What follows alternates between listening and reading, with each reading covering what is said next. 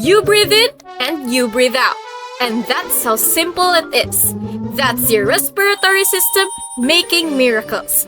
But today, we will go deeper than just breathing in and breathing out, because there is a lot to learn to our two reliable lungs.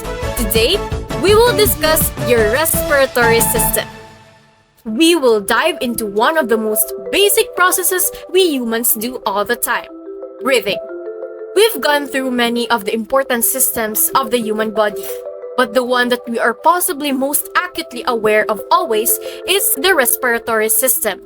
Every couple of seconds, we breathe in air from the atmosphere and then breathe out. This is to supply every cell in our bodies with one component of the atmosphere, and that is the oxygen. Our cells need oxygen to perform cellular respiration, which generates the energy we use to think and move around.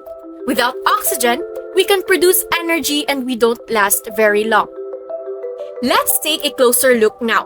The major function of the respiratory system is to supply every nook and cranny of the body with oxygen, and it also serves to collect carbon dioxide, a byproduct of cellular respiration, and expunge it from the body when we exhale. But we also have to learn about how oxygen gets into the bloodstream in the first place.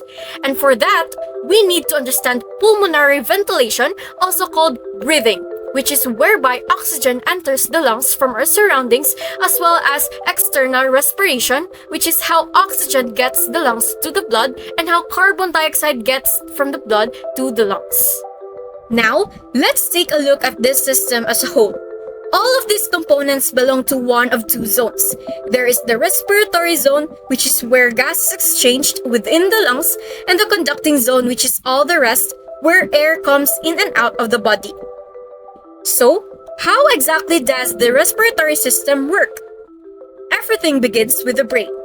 The brain, mainly the medulla oblongata, senses that the body needs more oxygen and sends signals to the respiratory system to inhale.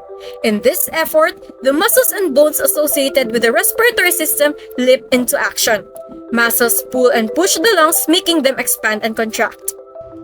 Now, let me show you how the air passes in and out of the body with the help of the organs present in the respiratory system. So, you inhale. Air passes through your nasal cavity. The air is warmed, humidified, and filtered. Now, we come to the pharynx. This connects the nasal cavity with the mouth. This has three regions: the nasopharynx, the oropharynx, and the laryngopharynx. This passageway continues down into the esophagus when eating food. From the pharynx, we go to the larynx, often called the voice box. This provides an airway and also serves as the site of voice production. The larynx is comprised of a variety of cartilages, including the epiglottis, which stays open for airflow, but when swallowing, it will cover up the laryngeal inlet so that we don't end up breathing our food. Then, we go to the trachea. The trachea is a fascinating cylinder tube with rings of cartilage. That cartilage helps support the trachea and keep it open for air to travel through. The trachea goes down, down, down to the primary bronchi, one on each side as this branches to the lungs. Just to mention a bit about the lungs, there are two. The left lung has sections called lobes, 3 lobes on the right and 2 on the left. There's a cardiac notch on the left lung side where it's a little indentation to give the heart some room. The left lung is generally smaller than the right. Now, going back to the trachea. Think of the trachea like a long passageway.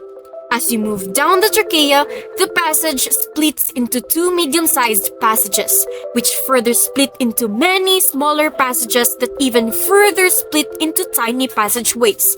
These passages are called bronchi and bronchioles. When the trachea splits into the primary bronchi, these 2 passages enter the lungs. The primary bronchi then split into the smaller bronchioles. Through the divergent passageways of the bronchi, air travels into the lungs.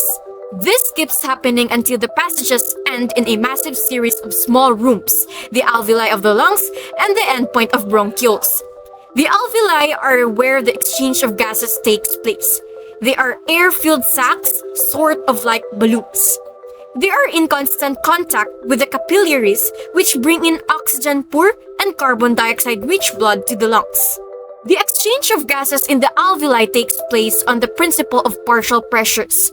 In the alveoli, the partial pressure of oxygen is high, whereas in the blood vessels, the partial pressure of oxygen is low. As a result, oxygen will move from the alveoli into the blood vessels. Similarly, carbon dioxide's partial pressure is high in the blood vessels and low in the alveoli. So, it will flow from the blood vessel into the alveoli. To expel the carbon dioxide, the lungs now contract inwards. This reduces the volume inside the lungs, thereby increasing the pressure. This pressure is now greater than the pressure in the atmosphere. So carbon dioxide will move out from the lungs and into the air. And just like that, you've completed a full cycle of breathing. Now, how does the respiratory system maintain homeostasis? The capacity of living beings to perpetuate a consistent internal environment is referred to as homeostasis. The respiratory system, and especially the lungs, play an important role in maintaining homeostasis in the body. Gas exchange in the lungs is one of the ways that the respiratory system helps maintain homeostasis. This gaseous exchange of oxygen and carbon dioxide takes place in alveolar sacs present in the lungs. As blood passes through the tiny capillaries in the alveolar sacs, there are changes in the pressure gradients, which allows gases to diffuse in and out of the blood capillaries. The process of gas exchange in the lungs also helps maintain acid-base balance in the body. Thus, lungs also help maintain the pH level. If the pH of the blood becomes too acidic, the breathing rate increases. Moreover, the respiratory system has positive and negative feedback mechanisms in relation to homeostatic control. The key difference between positive and negative feedback mechanism is the response to change. Positive feedback loop is a process that takes place in a feedback loop and causes the amount of perturbation to rise because of a tiny disruption in the system. On the other hand, the negative feedback mechanism is a type of self-regulating system where increased outputs from the system inhibits future production by the system. A positive feedback loop for the respiratory system is sneezing. It is a positive feedback mechanism in which the inflammation or irritation of nose triggers the sneeze. The response involves a deep inhale followed by a powerful exhale via the nose and mouth, expelling the irritant and clearing the nasal passages. A negative feedback loop for the respiratory system is increased breathing rate. For instance, when the concentration of carbon dioxide in the human body increases, the lungs are signaled to increase their activity and exhale more carbon dioxide. And with that, we have a basic understanding of the respiratory system. And combining this with previous knowledge of its parts and functions, we now have a clear picture of how this system works in relation to homeostatic control. Breathing is one of the most instinctual things that we do as living beings. So, the next time you catch yourself breathing in deeply and enjoying the smell of a warm, sunny day outside, don't forget to thank your hardworking respiratory system for making all of that possible.